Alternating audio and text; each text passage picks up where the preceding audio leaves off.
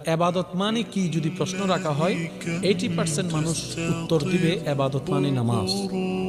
এবাদত মানে কি? নামাজ। আসলে মূল কথা হচ্ছে এবাদত মানে হচ্ছে শুধু নামাজ না, বান্দার এমন প্রত্যেকটি কাজ যা বান্দা করলে রব খুশি হয়, এটার নামই এবাদত। আর একটু জোরে, নামাজ কেন এবাদত? আপনার নামাজ পড়াটায় রব খুশি হচ্ছে, সেজন্য এবাদত।